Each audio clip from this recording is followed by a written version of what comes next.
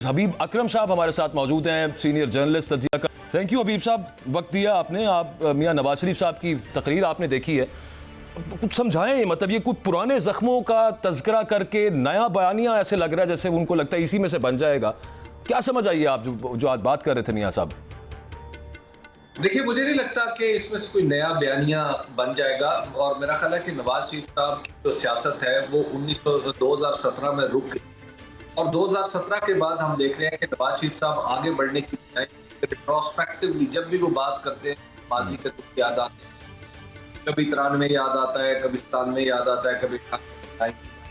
और इससे वो समझते ये है कि पाकिस्तान के अंदर अगर किसी के साथ जुल्म हुआ तो सिर्फ मेरे साथ हुआ है, वरना जुल्फकार अली भुट्टो, इमरान खान, मोहम्मद खान जुनेजो, मोहतरमा बेनज़ीर, तो इनके साथ तो कभी कुछ नहीं। बात यह है कि नवाज शरीफ साहब खुद उस निज़ाम की पैदावार है जिससे आज वो शिकवा कर रहे हैं या उन्हें शिकायत पैदा हुई है।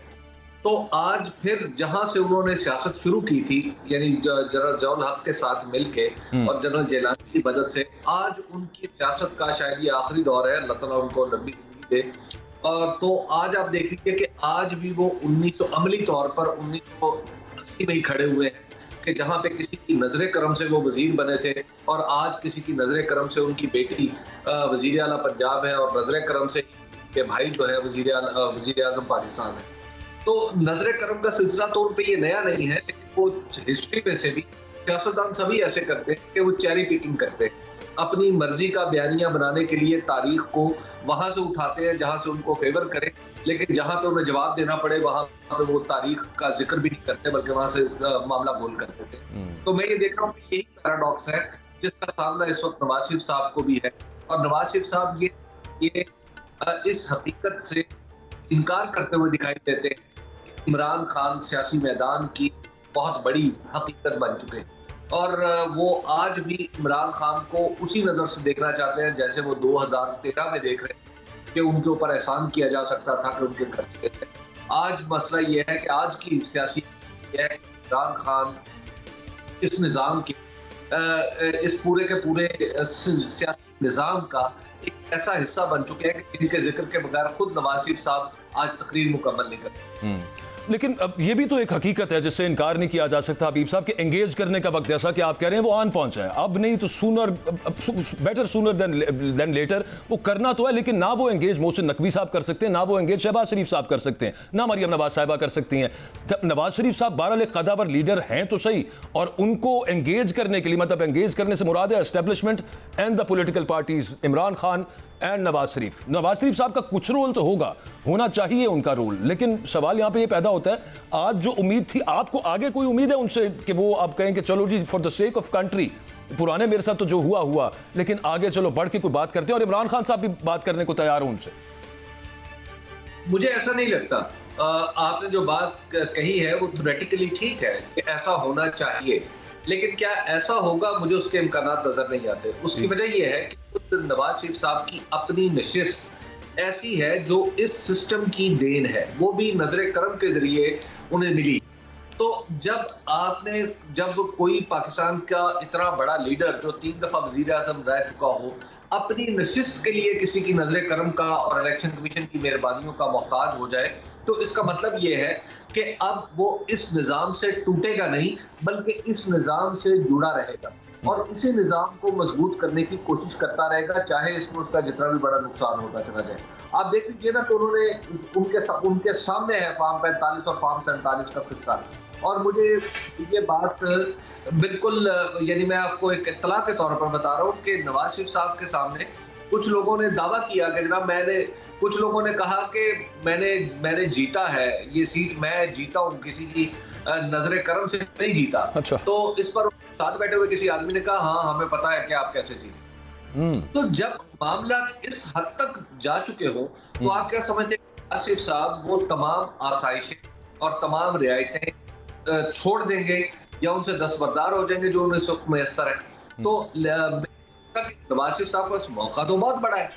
कि वो इस मुल्क के अंदर अपना जो कद काट जिससे उनकी तवक्को की जाती थी, जैसे अभी आपने कहा कि जो आपको नजर आता है कि उस पर कोई ऑलिव ब्रांच ऑफर करते, लेकिन वो तो नहीं कर रहे जी, वो तो माजी के किसी जगह पे रह रहे हैं और बहरहाल ऐसे मौके पे किसी ने कहा था कि तारीख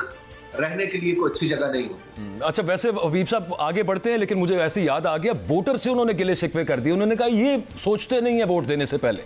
तो मैं एक आपसे एक डिबेट होती है कि लोग क्या वाकई गवर्नेंस को नहीं देखते और बयानिया ज़्यादा इंपॉर्टेंट होता है अब, क्योंकि अब वो उनका तो ये शिकवा है कि जनाब आप कीमतें देखें, मेरे दौर में कम थी, डेवलपमेंट मेरे दौर में ज़्यादा थी, तरक्की मेरे दौर में ज़्यादा थी, ग्रोथ मेरे दौर में ज़्यादा थी, वोट मैनू क्यों नहीं मिलता?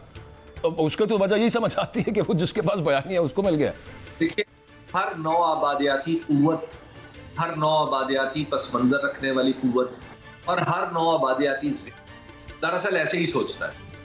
मतलब अगर हम इस इस्तदलाल को पीछे की तरफ बढ़ाएं तो इसका मतलब ये है अंग्रेजों की हुकूमत को तो कबूल कर लेना चाहिए था।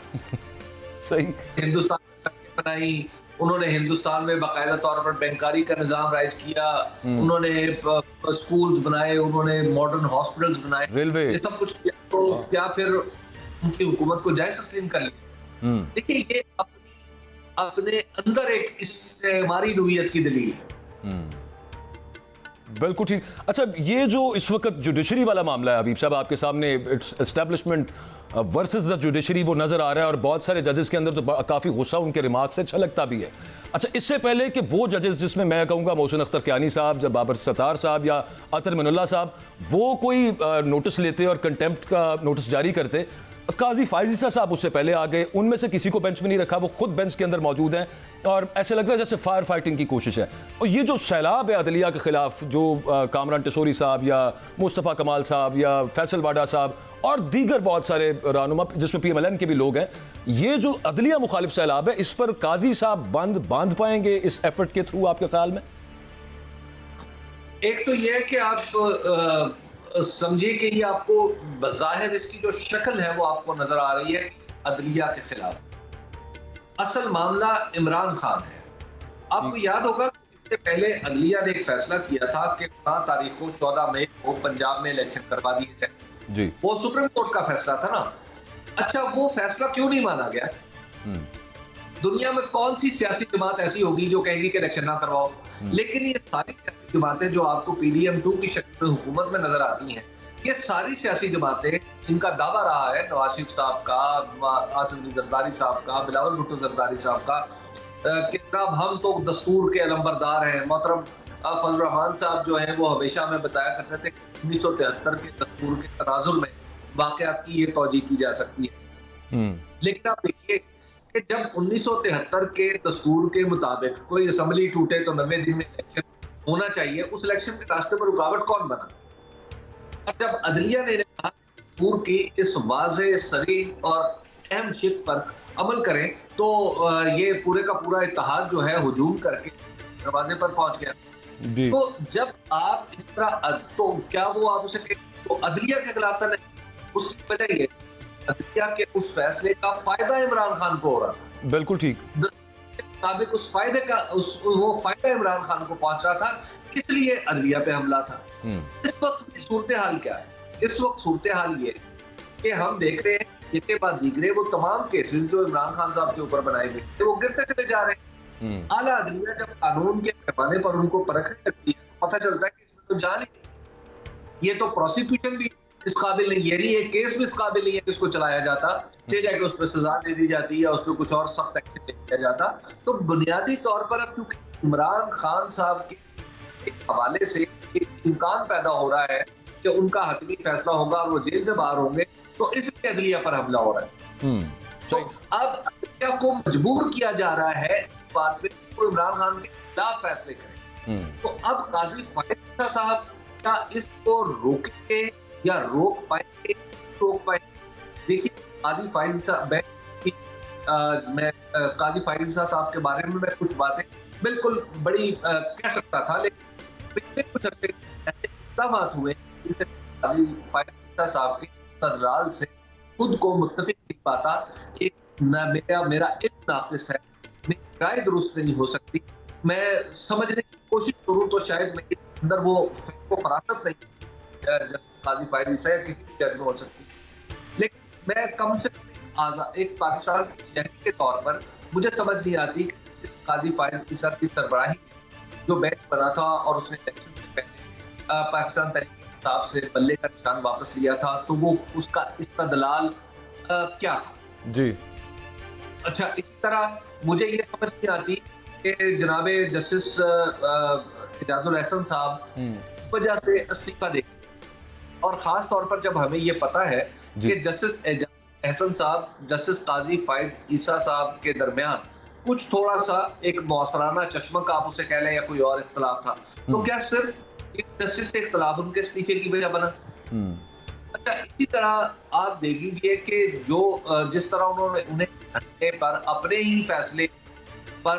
इसरार है, और इसरार भी कुछ इस तरह का है कि जो उन्होंने कहा है एग्जैक्टली वही किया जाए, हालांकि उसमें हकायक का तयन तो उस तरह फैसले में नहीं होता, लेकिन बहरहाल अब उनका इसरार है। अच्छा, फिर वो खुद उन्होंने उनके नजदीक यकीनन इसका कोई ताकतवर जवाब होगा कि वो कौमी असम्बली के हॉल में बर्पा होने वाले कन्वेंशन में चले गए जहां पे हिज़्ब इख्तिलाफ मौजूद ही नहीं थी, पार्लियामेंट की बहुत बड़ी पार्टी मौजूद नहीं थी, सिर्फ पीडीएम मौजूद थी, और वहां पर उन्होंने तकरीर की और उनकी तकरीर पे पीडीएम के लोगों ने डेस्क बजाए। अब ये सारे मनाज़िर हमारी याददाश्तों का हिस्सा है, तो लिहाजा और फिर खुद अदलिया के अंदर तकसीम का एक बहुत बड़ा सबब खुद जनाब जस्टिस काजी फाइज ईसा साहब के लिखे हुए खतूत और उनके इख्तियार करदा मौक़िफ़ भी है। तो अब देखना यह है कि क्या अदालत यकसू और यकजहत होकर कानून की पाबंदी करती है, कानून के मुताबिक फैसले करती है, और